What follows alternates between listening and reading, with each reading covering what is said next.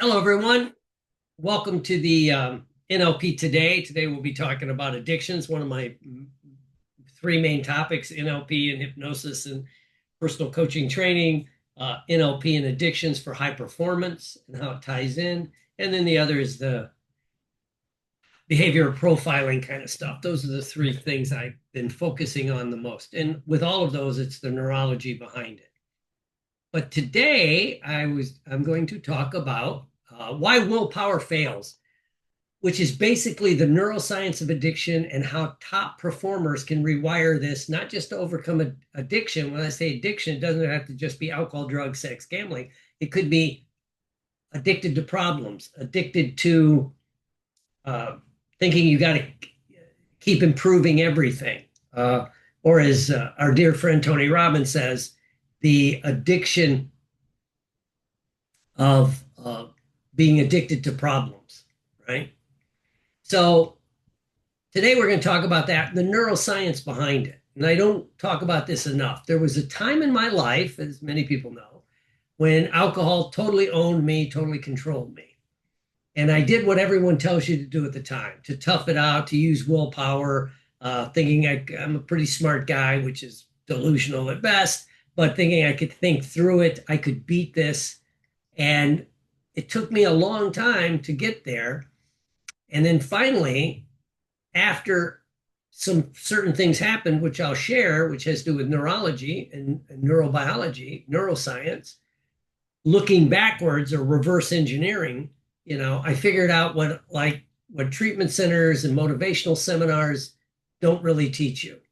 And really what that boils down to is people that use willpower in controlling things is fighting the wrong part of the brain, right? Because the problem isn't weakness, it's the wiring in your brain. It's the neurobiological or the neuroscience feedback loops, right?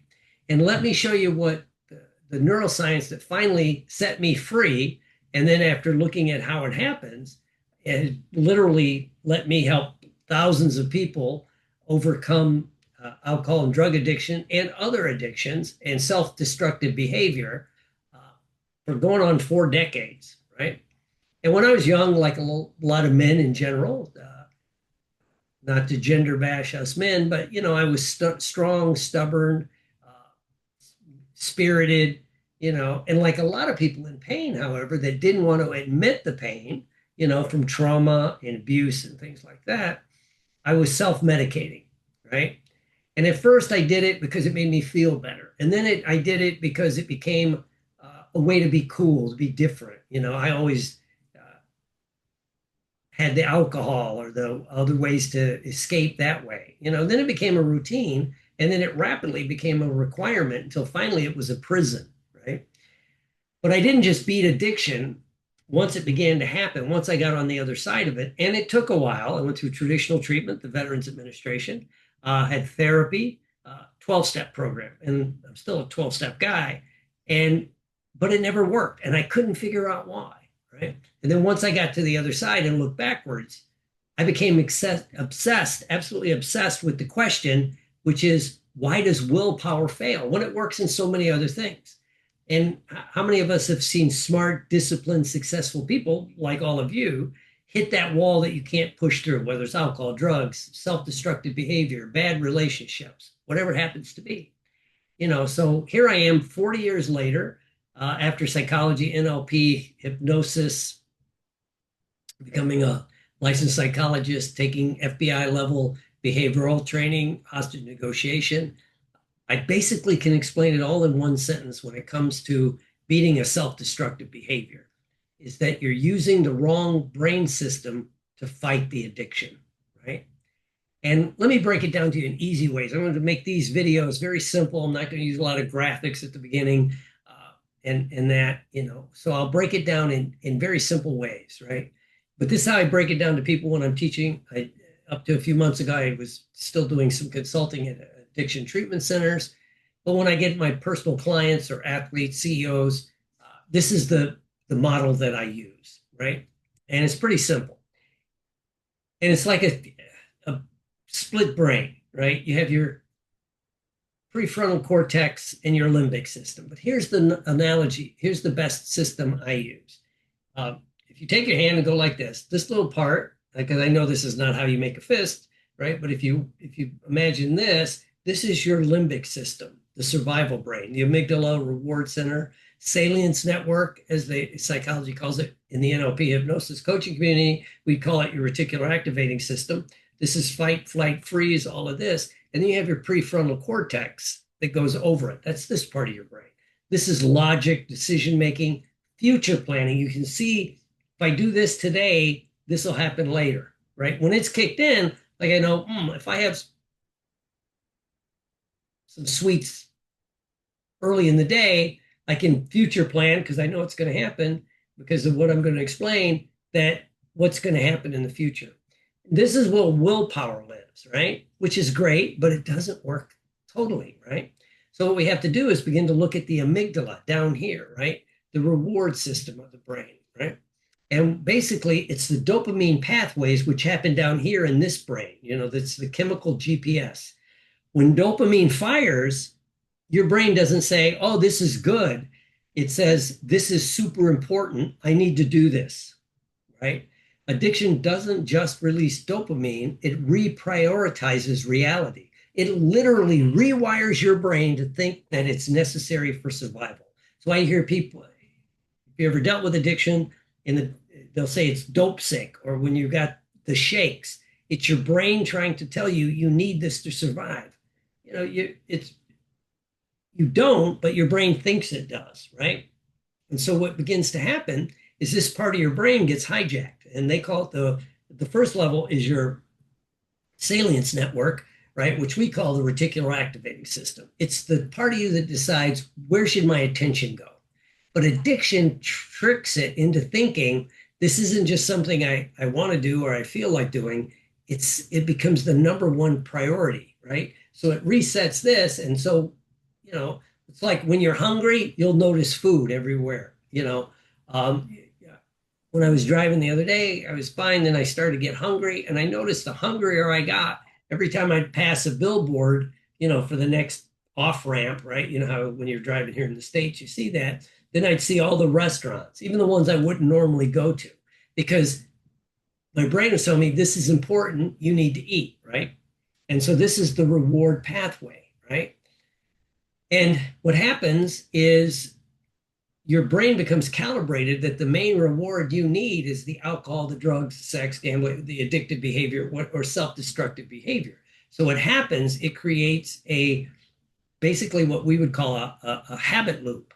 You get the cue, whatever, you feel some stress. Then you get the craving. This part of your brain goes, I know what would make me feel better, right? So then it kicks in everything in your brain. It shuts off your prefrontal cortex, and you're just looking for relief, right? So this loop strengthens that neural rewiring, right? And you always hear psychology say neurons that fire together wire together, and this becomes the normal, right? But here's the truth most people don't want to hear when it comes to this, right? Willpower lies in the prefrontal cortex, but the addiction and any kind of self-destructive behavior lives in the survival brain, right? If you're doing something you know will destroy you, right? It means this part of your brain goes offline, right? It's like the term, good example, most people, if you don't have an addiction, you can't understand it. But have you ever been so upset, so angry, you flipped your lid and you said or did something that is, right after you said or did it, or a few minutes later, like, why did I say that? Well, what happens is you got so mad, this part of your brain got so excited, the prefrontal cortex shut down, and you said something you regret, or you did something you regret. And then as soon as it calms down, this part of your brain comes on and goes, why did I do that, right? So you're trying to use logic to fight an instinct. This becomes an instinct, right? It's like trying to negotiate something with a shark. It's not personal, it's biological, right? And so studies show that, if you only use willpower, it has a horrible success rate of making any kind of change. I don't know where they get the number. They'll say 8 to 12%, right? But it doesn't work when certain things happen. Stress, fatigue, emotional triggers, things like this. Once that happens, the prefrontal cortex goes offline, you flip your lid, and the survival brain takes over and says, I know what'll fit this. Go get the substance, right? It's not a character flaw, it's neurochemistry, right? But if your brain can wire itself into addiction, it can wire itself out. Good example of this in the 12-step world, you hear it all the time. And it's good for any time you're trying to make a change, right? And it's called HALT. Don't get too hungry, angry, lonely, or tired, right? And why is that? Like, let's say you're using your willpower to overcome any kind of self-destructive behavior. You're doing fine. You're saying, no, I don't want the sweets. No, I'm not going to go return the text of the guy or the girl I should be avoiding, whatever the negative behavior is, or the alcohol, the drugs. It's going fine, right? But then what happens? Well, you start getting hungry. Well, when you get hungry, your brain kicks in for survival, right? And it begins to loosen the prefrontal cortex. And you thought, what would take the edge off of my hunger? Having a couple of drinks or smoking a couple of joints or am I hungry or do I miss whatever it happens to be, right? So that's when you're hungry, this will mess up your willpower. When you're angry, right? Hungry, angry. When you're angry, again, just like I said, you flip your lid, you say or do something you don't want to do. You look for, well, I don't want to say this, so I'll drink something to kill this pain. I'll eat this emotion. I'll stuff it down. I'll do something I shouldn't normally do just for the connection, right? So when you're hungry, or angry, or you're lonely, right? And all of these are dopamine driven, right? When you're lonely, you crave another human being. Everybody acts like, or a lot of people act like, I'm a lone wolf. I don't need people. Yes, you do. You were built for survival in a group, right? So when you're lonely, and then what also happens when you're lonely, many people, then this part of their brain kicks in trying to protect itself, even though intellectually, I should call some friends. I should go to a meeting. I should, go to church. I should take some kind of action, go out and be with people, but it's off. So you shut down even more, which makes you feel lonelier, right? Even then it gets to the point where even if you're in a crowd of people, you still feel alone, right?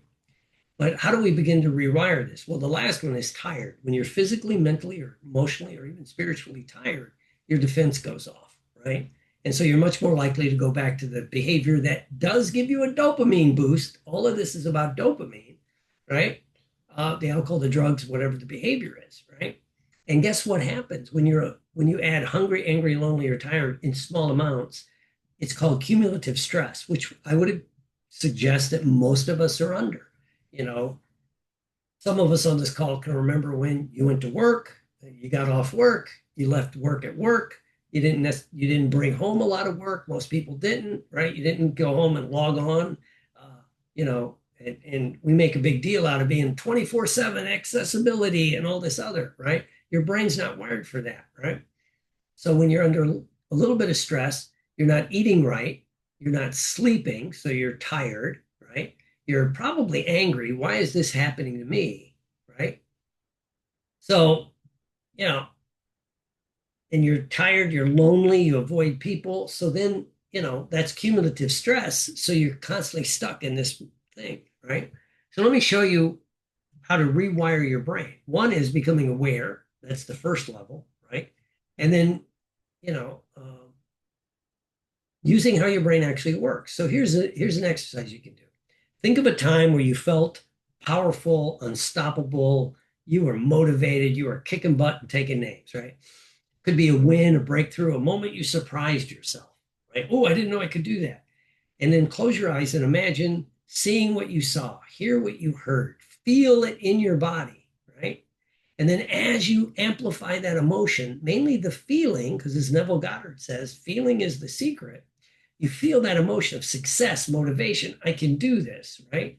Either make an okay sign or a fist and go, right? I can do this, right? So what you're doing, if we repeated this several times, is you're creating a new neural association, a new pathway. If you practice it, it becomes automatic, right? Just like the old habit loop, but this time it's in your favor. So the next time something starts kicking in this survival brain, your prefrontal cortex kicks in longer, because all of alcohol and drug treatment and basically behavior modification treatment, rational emotive, cognitive behavioral, is about keeping the conscious, the logic mind engaged to override the subconscious mind, right? So when you create new neural associations, right, the next time someone really pisses you off, rather than I'll show you, I'll go drinking or I'll eat this piece of pie, your brain kicks in and goes, this will pass, right? That's where, again, it goes back to what we've known for, 90 years in the addiction world, which is all of those old saying in the 12-step world works. This too shall pass, right? Good, bad, indifferent, right? So you want to hang on to this. So let me tell you about a client. I'll just call him John, right? John, this is a recent one. John basically drank every night, but he was a successful guy, right? He had a great family, but he couldn't stop that loop. And he'd been through traditional treatment, inpatient, outpatient. He tried everything, therapy. And as he said, when I talked to him, it helped some, but something would happen and it would kick in this part of his brain.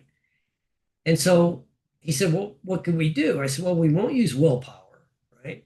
We'll use anchoring, parts integration, and talk about the neuroscience of it, right? And again, especially with certain things, alcohol, drugs, sex, gambling, certain other behaviors, it becomes, its own feedback loop, right? Because it's the dopamine loop, right? And so we'll do that. We'll do a little bit of timeline, emotional release, reparenting, right? And we did these things very consciously, and we did it in a fun way. I try to make things interesting. His cravings dropped by, as he said, 75%, right? Within a couple of weeks. And within 3 months, he wasn't just sober, he didn't want to drink, right? Even if he was a business guy and he had, where they would go to business meetings and that, he didn't want to drink, And one of the interesting things that happened is he said, last time I talked to him after a few sessions, he goes, I was at this event and someone said, oh, it's an open bar. What would you like to drink? He said, I'll just have a bottle of water. And they went, oh, you could, they had whatever top shelf stuff. And he goes, just no, thank you. And he goes, for the first time, he didn't start thinking he had to explain it. He didn't start thinking he had to justify it, because I say always, especially for these self-destructive behaviors, especially alcohol, and now like certain other drugs, you have to justify not using it, which is fascinating. He was performing better at work. He was sleeping better. He was getting along better with his wife and kids, right? So let me tell you really quickly how top performers use this, right? And I can tell you from being around them in sports and certain other professions, which we would say is elite, right? They don't use willpower. They use rehearsal, rehearsal, rehearsal, right? The FBI Academy, everything they do is rehearsal based. They'll practice a scenario, a bank robbery. They have a real bank built on at the Quantico, right? Hostage negotiation at school. They have a little school set up. So everything becomes second nature. As you see athletes talk about, they run the play, they run the play, they run the play, right? Because what they're training is their nervous system, not just their prefrontal cortex. They're training this part of their brain. So when it kicks in, it's going to do what it needs to do. Visualization, anchoring, breathing protocols, all of these things help build it, right? Because you need to build systems, not excuses. Because addiction recovery works in the same way, or any kind of self-destructive behavior recovery, right? Doom scrolling, all the stuff that people are doing. So let me leave you with this. Your brain is not fixed. When I first got in this field back in the early 80s, it was pretty much thought that, if you had a brain injury, stroke, traumatic brain injury, that was it. Your brain couldn't rewire. Right? Now we know that it's plastic. It's elastic. It changes. It can rewire. And you can build a new identity. And that's one of the things that has happened with certain addictive behaviors, is it becomes part of your personality. So you have to create a new identity. The you that doesn't drink, that doesn't smoke, that doesn't get into bad relationships, that doesn't self-destruct, right? So this is the key, right? And this is what I like to do, right? Because it's about the dopamine cycle, habit reversal protocols, using NLP and hypnosis to rewire your brain. The way I look at it, and if you're serious about mastering this kind of stuff, you just reach out to me. But remember, you're not broken. Your brain is programmable. It just is running a faulty program. Same way you ever had to delete and reinstall a program, right? Because our computers, our phones, they update themselves. Unfortunately, our brain doesn't update the same way. It's kind of sad, but it's true, right? And so that's what I find fascinating about, what we do with this kind of technology. So I hope that made sense to everybody, right? I'm going to open it up a little bit, questions and that, but I'm trying to make this as simple as I can, right? Which again, this is your brain, prefrontal cortex, but it goes offline all the time, right? Have you ever been scrolling and then something pisses you off when you're scrolling? Somebody makes a post and then but what happens, this part of your brain engages and you almost feel like you have to respond. Even though intellectually everybody here is smart, intelligent, beautiful people, they know, what Timmy in Texas posts online has nothing to do with me. Why do I feel the need to respond? It's because I'm in survival mode. You've threatened my safety, my security, right? And talk about the ultimate addiction tool, social media, right? They know how to feed these, programmable loops, right? And so that's probably the next big thing we could start helping people with is social media addiction, right?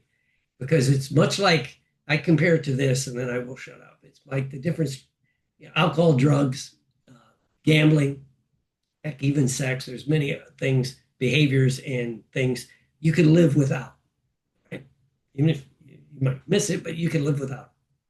But much like food, people say I have a food addiction. Well, if you're alive, you probably have a food addiction because you got to eat to stay alive, right?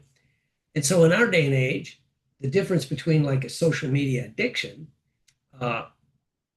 is you could cold turkey. Every once in a while, somebody, I just will never get on social media again. I'm like, good for you. I wish you the best. I hope you don't own a business, right? Where are you going to get your clients, right?